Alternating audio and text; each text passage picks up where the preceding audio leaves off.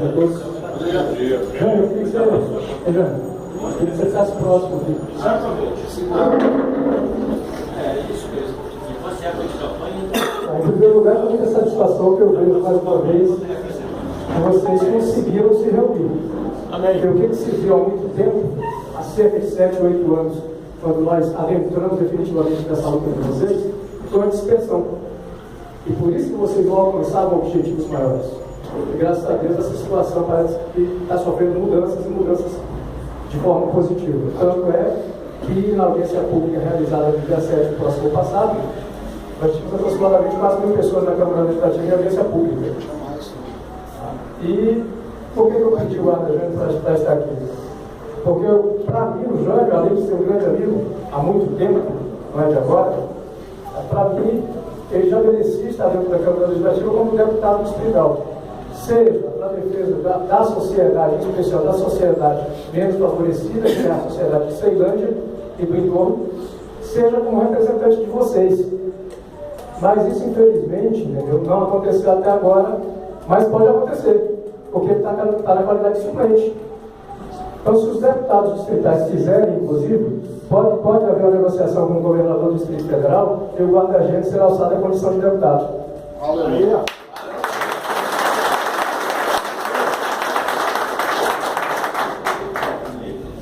Esse é o verdadeiro guerreiro. É aquele que não abandona as causas tidas como perdidas. E a causa de vocês não é perdida. Ao contrário, como o Jânio sempre vem colocando, a causa de vocês é ganha. E uma prova de que a causa de vocês é uma causa ganha, é uma causa de legitimidade, é uma causa de justiça, é o Orlando Nogueira de Assis. Vocês levantem fogo. Para quem não sabe, de Assis, após 20 anos de luta, após 20 anos de luta, eu falo da esfera política, não, eu falando isso, após 20 anos de luta judicial, ele vai voltar semana que vem. Deus!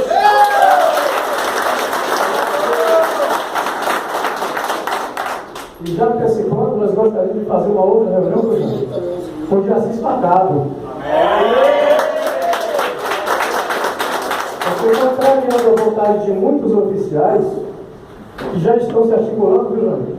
Contra a anistia de vocês, contra a nulidade do decreto de demissão de vocês, contra a demissão de vocês, já estão se articulando, dizendo que o retorno de vocês representa um impacto financeiro muito grande e atrapalha a promoção de quem está nativo. Então, esse movimento já começou. E se prepare, entendeu? Porque, como bem colocado também pelo Guarda Jânio, se os deputados quiserem, eu estou me dirigindo diretamente aos representantes dos deputados distritais e federais que aqui se encontram, se os deputados quiserem, a coisa vai acontecer, porque Deus quer. Basta que os deputados queiram também. E, a pedido do Guarda Jânio, do Assis e de outros membros da comissão, doutor Ricardo e outros tantos, Nogueira, que foi perseguido por isso, nós temos provas em processo judicial da perseguição que ele sofreu e que, como tem dito por ele, foi excluído o licenciado. Eu sempre utilizo as duas situações. Exclusão e licenciamento, para mim, são situações análogas. Depois de reformado, isso não acontece. Ninguém é demitido depois de aposentado. Ele perde o vínculo com a administração. Ele, para ser demitido, excluído, licenciado, aqui na vida militar, ele teria que primeiro ter sido recluído. Como é que eu excluo aquele que não pertence aos quadros? Não tem como, mas isso aconteceu na frente. E é por isso que nós, do Finacate, juntamente com o Jânio, de Assis e outros que defendem a causa de vocês, estamos propondo, aqui, Jânio, me permite, eu vou ler o ofício que vai ser entregue agora para a representante da deputada Celina Leão, como presidente da Câmara Legislativa, e uma cópia para os demais representantes, o ofício em que nós explicamos, não tão longamente ou delongadamente, a situação dos militares excluídos, a situação de ilegalidade dos militares excluídos, mas também já apresentamos a proposta de projeto da emenda à lei orgânica do Distrito Federal, que anula todos os atos de demissão. E aí, durante essa leitura, vocês vão perceber que existem duas situações diferenciadas. Uma é a situação daqueles militares do Corpo de Bombeiros e da Polícia Militar que foram excluídos sem o devido processo legal, sem ampla defesa do contraditório, aqueles que se encontravam em situação de doença, aqueles que foram obrigados a pedir licenciamento por uma ou outra razão, como o caso do pessoal da Policlínica, que se encontrava trabalhando na Policlínica e ocupando o cargo da Secretaria de Saúde, que foram obrigados a pedir demissão de um dos cargos, enquanto os oficiais não foram. Os oficiais médicos armaram como sempre, os oficiais como sempre, o grupinho se armou e depois do pedido de demissão dos praças, foi permitido a eles permanecerem na dupla situação, da Secretaria de Saúde como médicos, oficiais médicos, como médicos na verdade, e como oficiais médicos na Corporação Militar. E a outra situação, essa é uma situação geral, do apoiado geral. Uma outra situação, que nós já discutimos, é a situação daqueles que necessitam de anistia. Cuidado com esses conceitos. A anistia é um conceito de direito penal. E ela se aplica tão somente àqueles que foram licenciados e excluídos em virtude de perseguição de atos políticos. De atos políticos ou da concretização de crime. Tá? Então, são situações diferentes. Por exemplo, eu não posso anistiar aquele que, em situações outras, foi acusado de ter transgredido a disciplina militar. Transgressão não é crime. Transgressão, por exemplo, não é crime. Tá? Então, não há que se falar da anistia daquele que transgrediu a disciplina. Ele não cometeu crime, ele cometeu a transgressão. Então, cuidado com os conceitos. Cuidado com os conceitos. Por isso que a gente está aqui para colaborar com essa comissão e com vocês. E eu gostaria de só ver, se me permite, esse ofício que vai ser entregue agora à representante da presidente da Câmara Legislativa, para que, se acaso houver realmente um compromisso, se dê andamento ao projeto. Porque senão vai ficar naquele negócio, não, a gente vamos montar a comissão vai falar com o governador vai montar uma outra comissão, e essa comissão vai se reunir, e aí vai pegar caso a caso. Não, nós temos uma proposta que resolve de imediato o problema de cerca de 90%. De imediato. É o que aconteceu, por exemplo, isso foi dito na audiência pública no estado da Paraíba, onde já foi emendada a Constituição daquele estado, e hoje os excluídos licenciados da Polícia Militar e do Corpo de Bombeiros de lá já entraram com requerimento para voltar. Porque nesse projeto que nós vamos apresentar agora, nessa proposta de projeto de medida da lei orgânica, se vê claramente que independe do governador algumas situações. O projeto de anistia depende diretamente do governador, senão incorre risco de iniciativa. Agora, os projetos de emenda da lei orgânica não dependem do governador do Distrito Federal. Depende unicamente da Câmara Legislativa. E se é verdade que nós temos o apoio de 24 parlamentares, não há por que não se dar andamento a esse projeto imediatamente.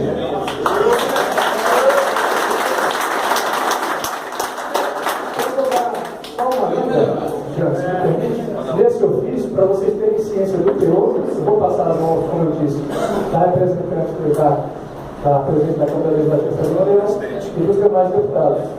As câmaras federais, quanto estaduais, que se encontram aqui representados. E 5 faltam, inclusive, não sei o que aconteceu, o deputado Valdir Rolho, que foi quem deu início à convocação da audiência pública para começar a discutir e debater o programa de vocês. Gostaria que ele estivesse aqui. Vai estar na próxima, porque foi paralelamente. Cada semana, cada espaço que a gente tem uma conquista, é porque é o seguinte, olha só, como foi ele o que aceitou a iniciativa de vocês e deu início não só início, mas convocou a audiência pública, é necessário que ele também seja convidado para as outras. Tá? Isso é complicado na situação de parlamentar, quando ele dá início a alguma coisa, apoia a causa, e depois se vê alijado do processo. E o deputado Valdir Rolho, para todos que o conhecem, é um dos mais nobres deputados da Câmara Legislativa. Um deputado muito sério, muito ético e comprometido com as causas sociais, que tem muito respeito dentro de qualquer governo. Seja na esfera federal, seja na esfera estadual. Então é muito importante que ele esteja sempre aliado conosco. Mas vou passar a leitura para não ser muito prolongado. Ofício número 028 do FINACAT, 30 de agosto, data de hoje, a endereçada à excelentíssima senhora deputada Celina Leão. Em 7/8 de 2015, realizou-se na Comissão de Defesa dos Direitos Humanos, Cidadania e Ética e Decoro Parlamentar da Câmara Legislativa do Distrito Federal, audiência pública em que se deu início aos debates sobre o futuro dos policiais e bombeiros excluídos dos quadros da Polícia Militar e do Corpo de Bombeiros do Distrito Federal. Naquela oportunidade, esta entidade já antecipara ao nobre deputado Basílio Rui, a quem coube a iniciativa da convocação de referida audiência pública, e ao presidente daquele colegiado, o deputado Ricardo Vale, que há muito vem buscando, tanto na esfera administrativa quanto judicial, a declaração de nulidade dos atos de exclusão e licenciamento editados em desconformidade com os ditames legais e com os preceitos constitucionais. Isso porque vários daqueles policiais e bombeiros sequer tiveram direito à ampla defesa e ao contraditório e, consequentemente, excluídos e licenciados sem o devido processo legal. Mas não é só isso.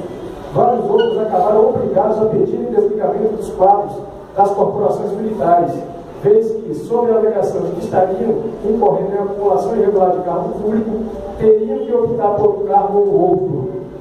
O que ocorreu, por exemplo, com os militares que se encontravam na Secretaria de Saúde.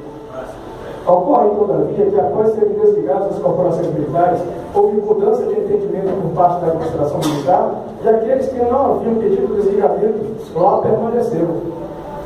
O que, sem dúvida alguma, gerou uma situação de desconforto e que vai de encontro ao princípio da isonomia. Indo além, há casos em que, mesmo tendo sido absolvido pelo Conselho de Disciplina, o militar acabou por ser excluído e licenciado por ato unilateral do comandante-geral da Corporação Militar, o que também viola a regra legal aplicável à espécie. Como se tudo isso não bastasse, há casos de militares que, mesmo alcançando a vitaliciedade, ou seja, contando com mais de 10 anos de caserna, acabou por ser excluído e licenciado por ato unilateral do comandante da corporação, o que vai de encontro à regra estabulada no parágrafo 4 do artigo 125 da Constituição Federal, que atribui competência única e exclusiva ao Tribunal de Justiça Militar para excluir os militares que ultrapassaram os 10 anos de serviço. Então, nem mesmo o governador do Distrito Federal tem competência para determinar a exclusão desses policiais militares que já tinham alcançado os 10 anos de polícia. Só a Justiça Militar. Também merece destaque os casos militares que, por terem cometido transgressão disciplinar, acabaram por ser excluídos e licenciados, pois, conforme a balizada jurisprudência, não se fazendo presente a proporcionalidade ou razoabilidade da medida adotada em relação ao fato gerador do ato, sua nulidade deve ser reconhecida e declarada. Por quê? Porque não se licencia, não se exclui do serviço público um cidadão concursado que transgrediu a regra disciplinar. Não há proporcionalidade nem razoabilidade em razão dessa transgressão se demitir o servidor público. Isso é entendimento dos tribunais, não é nosso. Em especial, quando o Supremo Tribunal Federal está a julgar a constitucionalidade ou não da aplicação do regulamento disciplinar do Exército aos militares estaduais. Para quem não sabe, se encontra no âmbito do Supremo Tribunal Federal um recurso extraordinário de um policial militar, do qual se debate, já foi reconhecida a não aplicabilidade do regulamento disciplinar do Exército às polícias militares do Estado. Esse tema foi o cidadão ganhou na distância, ganhou na cintura, ganhou na CPJ e agora chegou ao Supremo Tribunal Federal. Para que o Supremo diga, pode se aplicar ou se pode aplicar o regulamento disciplinar do Exército às polícias estaduais. Então, não se pode fazer, fica um pouco mais lá, antes que se decida se é aplicável ou não, se é constitucional ou não a aplicação da RPE, se demitir o servidor público. Em razão de uma transgressão disciplinar, como eu havia dito, não é crime. Então, temos duas situações, aquilo que eu coloquei anteriormente para vocês. Tem duas situações distintas. E eu acho que a gente pode correr numa falha grave se a gente misturar as coisas. Porque uma vai desabar na competência legislativa da Câmara Legislativa do Distrito Federal. A outra decorre de competência do governador do Distrito Federal. E aqui nós estamos explicando mais uma vez. Então temos duas situações absolutamente distintas. A dos militares excluídos e licenciados, sem que fossem perseguidas as regras legais e constitucionais aplicáveis à espécie, são todos aqueles casos que mencionei, e a dos militares que teriam, em tese, cometido crimes, seja de natureza militar ou civil, sendo que para os primeiros, aqueles que não cometeram crimes, bastaria tão somente a revisão do ato administrativo de exclusão, e para os segundos, a anistia. Veja-se então que para os militares excluídos e licenciados em desacordo com as regras legais e constitucionais, bastaria tão somente a mera apresentação de um projeto de emenda à lei orgânica do Distrito Federal, que possibilitaria a revisão de todos aqueles atos. Já para o segundo caso, imprescindível será a apresentação pelo governador do Distrito Federal de um projeto de lei de anistia. Deu para entender? Esse é o quadro que nos faz agora, sabedores que somos, e aí está a deputada Celina Leão, sabedores que somos do seu caráter, de sua idoneidade moral e de sua inafastável sensibilidade social, sugerir que, na qualidade de presidenta do Poder Legislativo do Distrito Federal, abraçando a causa desses militares e de suas famílias, apresente projeto de emenda à lei orgânica visando a, no mínimo, possibilitar a revisão administrativa de todos os atos de exclusão e licenciamento editados em desacordo ou de sintonia com as normas legais e com os princípios constitucionais, bem como ainda desenvolva esforços junto ao governador do Distrito Federal no sentido de que ele faça encaminhar o projeto de anistia. Quanto ao projeto de emenda à lei orgânica do Distrito Federal, esta entidade, assim como já havia defendido na audiência pública, faz uma edição minuta do referido projeto, o qual, aprimorado por sua assessoria jurídica e demais parlamentares envolvidos no processo legislativo, pode, de imediato, ser apresentado ao plenário da Câmara Legislativa do Distrito Federal. E aqui? E aqui nós apresentamos já com a proposta de projeto de emenda à lei orgânica. Projeto de emenda à lei orgânica do Distrito Federal. Autoria. Nós sugerimos aqui que seja a mesa diretora da Câmara Legislativa para que a mesa, já que os 24 deputados se dizem comprometidos, abrace o projeto e que, se assim entender, os demais deputados também assinem. Então, a autoria seria puxada pela presidente da Câmara Legislativa, a deputada Celina Leão, a quem compete, inclusive, colocar em votação. E os demais deputados vêm em colaboração, assinando também. Se assim realmente quiserem, o projeto é a seguinte emenda: da nova redação, artigo 45 da Lei Orgânica do Distrito Federal e de outras providências. O artigo 45 é que trata dos militares do Distrito Federal, que foi julgado inconstitucional. Então nós estamos saindo da esfera de competência da União e dando uma nova redação para esse artigo que hoje não existe. Existe um artigo sem redação. Artigo 1º da nova redação, artigo 45 da Lei Orgânica do Distrito Federal. E aí vamos ver se alguém realmente tem vontade de defender vocês agora. Os parlamentares que se desenvolvidos com esse processo vão ter a oportunidade de demonstrar isso agora de fato. Basta assinar o projeto e levar em votação. Artigo 45. Os atos de exclusão, licenciamento de policiais e bombeiros do Distrito Federal, a pedido ou não, editados com observância das regras legais e constitucionais, devem ser revistos pela administração pública com a imediata reintegração dos mesmos às fileiras das respectivas corporações militares.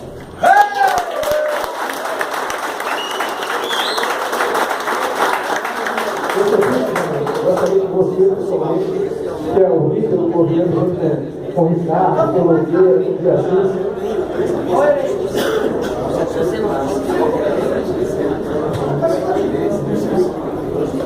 eu gostaria que fosse passar a mão da representante da deputada Celina Leão, para que a partir deste momento, tanto deputados distritais quanto federais, representados aqui, deem encaminhamento à libertação de vocês desse sentimento de uma culpa que vocês não têm.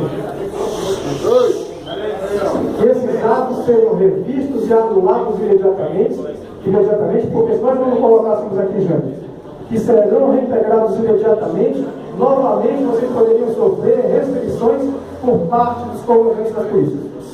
Essa é a nossa colaboração, estamos com a comissão, estamos sempre junto com o Guarda Jânio, o que precisar, Nós temos 23 anos na Câmara Legislativa e atualmente eu já era da presidência da Câmara Legislativa, na época que o presidente Basílio Rui era presidente da Câmara Legislativa. E agora permaneço na Câmara Legislativa, lotado no gabinete da presidência, e estou lá firme e forte para ajudar vocês no que for necessário. Em especial, com a atuação jurídica, porque a política, nós temos identificado aqui, e os deputados se engajarem na causa do deputado federal. Como o doutor Ricardo falou aqui, tem um adendo aqui que... Desculpa, deixa eu só fazer um adendo aqui com relação à colocação do doutor Ricardo. Eu tenho 23 anos, como eu tenho 23 anos de Câmara Legislativa, eu estou acostumado a certas coisas que podem se transformar em pontos negativos. Então, por que nós não fizemos referência ao período de abrangência dessa norma? Porque senão, primeiro, você já exclui um número que você não sabe de ex-policiais militares e bombeiros que foram atingidos por atos ilegais.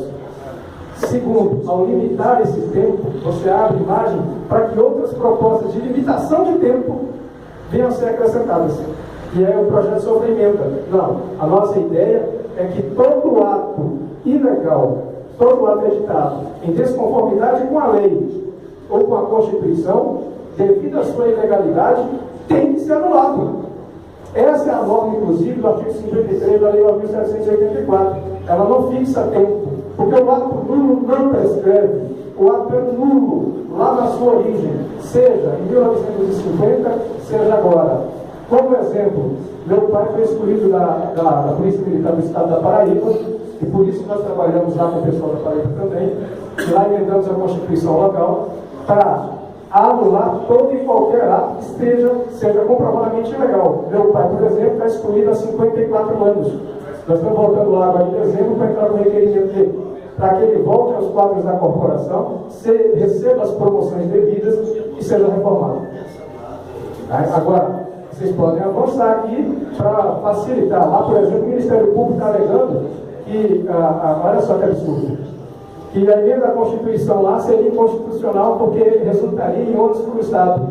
Não existe inconstitucionalidade da emenda constitucional em razão do suposto acréscimo do orçamento. Isso aí é previsão orçamentária para o futuro. De que forma vão resolver, vão incluir na lei orçamentária ou não, é outro caso. Aqui vocês podem optar por não receberem aquilo que é direito de vocês. Só adianto para vocês o seguinte: a redação da forma que está é a mais abrangente possível e atende aos anseios de todos que se viram excluídos por ato legal e não cria brecha para ninguém interferir no projeto e acrescentar ou tirar alguma coisa de vocês. Então, cuidado com todas as escusas do Ricardo, que é porque eu estou acostumado lá dentro. Né? Ali deu oportunidade, o mais novo é deputado.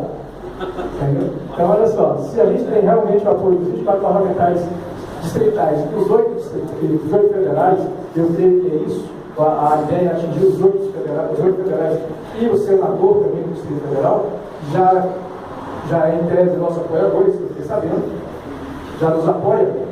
Então não vai haver problema nenhum. Basta a vontade, o desejo político de se encaminhar imediatamente essa parte, que já resolve o problema de 90% de todos os excluídos, e paralelamente, aqueles outros 10% que seriam, no caso dos anistiados, por eventual prática de crime político ou militar ou civil, esse caso também não estaria parado, não, andaria paralelamente, é para e passo. Uma coisa não paralisa a outra. Agora, não posso trabalhar, e aí é uma sugestão, não posso trabalhar tão somente um projeto de anistia, que depende da formação de comissão. Essa comissão vai ser levada para o governador vai incorporar alguns membros do governo lá, e a coisa vai ter que analisar caso a caso, entendeu? E aí vai misturar quem cometeu transgressão, quem tinha um problema de alcoolismo, aquele que foi licenciado a pedido, vai misturar tudo, vai virar um balaio de gato. Entendeu? Então, eu acho, é a sugestão da comissão, que se separe esse caso, mas que seja encaminhada imediatamente a proposta de emenda à lei orgânica do Distrito Federal nesse sentido, e que já a presidente da Câmara Legislativa, juntamente os parlamentares federais, no caso aqui, o deputado Salcilo se encontra presente, juntamente com os demais deputados militares, que é uma questão que se faz presente aqui também, e os demais que não se fazem presente, mas que em tese apoiam a causa de vocês, entendeu? E eles, imediatamente, já assinam esse projeto e já colocam em votação no plenário da Câmara, que independe do governador. E, paralelamente, se busque no governo o apoio necessário, que nós, em tese, já temos os 24 parlamentares, para que o governador já encaminhe para a Câmara o projeto de anistia também. É isso aí, uma salva de palmas. Então tá aqui, a comissão, eu vou falar para vocês, tudo é bem-vindo.